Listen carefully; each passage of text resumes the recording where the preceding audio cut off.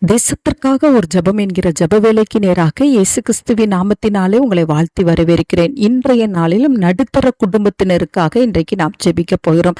நம்முடைய தேசத்திலே மாத்திரம் சுமார் 35 கோடிக்கு அதிகமானவர்கள் இருக்கிறார்கள். அவர்களுக்கு இன்றைய நிலைமையை பொருளாதாரத்தில் பார்த்தோம் என்றால் சேமிப்பு நிலை என்பது அவர்களுக்கு குறைந்து கடன் சுமையானது இன்றைக்கு அவர்களுக்கு கூடிக்கொண்டே போகிறதை நாம் பார்க்கிறோம், கேள்விப்படுகிறோம். ஆதலால் இன்றைக்கு நாம் பாரத்தோடு நாம் ஜெபிப்போம். அரசாங்கம் மற்றும் வங்கிகள் அவர்களுக்கென்று ஒரு புதிய திட்டங்களை ஏற்படுத்தி கொடுக்கும்படியாய் நாம் இன்றைக்கு ஜெபிப்போம்.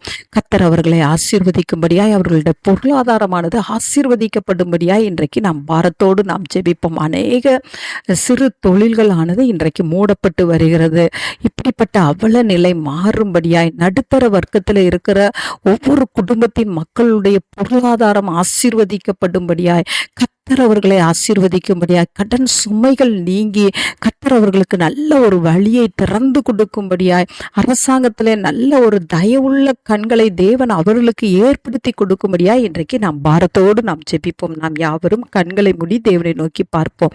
எங்களை நேசிக்கிறதான நல்ல தகப்பனே, இந்த நாளுக்காக ஸ்தோத்திரம் ஆண்டவரே. அப்பா, எங்களுடைய இந்திய தேசத்துல ஆண்டவரே நடுத்தர வர்க்கத்துல இருக்கிற ஆண்டவரே குடும்பத்தினருக்காக நாங்கள் ஜெபிக்கிறோம் ஆண்டவரே. அப்பா, இன்றைக்கு அவருடைய பொருளாதாரமானது மந்த நிலைமையில இருக்கிறதை நாங்கள் பார்க்கிறோம்.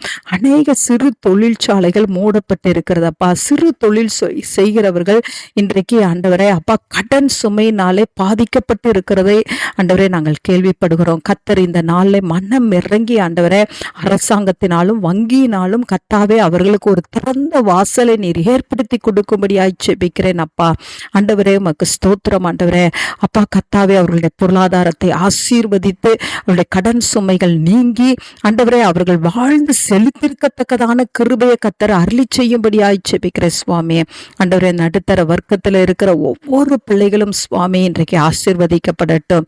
ஆண்டவரே கர்த்தர் அப்படியே செய்கிறீங்க, உமக்கு ஸ்தோத்திரம். கர்த்தரால் ஆசீர்வதிக்கப்பட்டேன் என்று சொல்லத்தக்கதாய் ஆண்டவரே கர்த்தருடைய செயல் இன்றைக்கு அவர்களுடைய வாழ்க்கையில நேரிடும்படியாய் நான் ஜெபிக்கிறேன். நீர் அப்படியே செய்கிறபடினால் நன்றி. இயேசுவின் மூலம் ஜெபிக்கிறேன் நல்ல பிதாவே.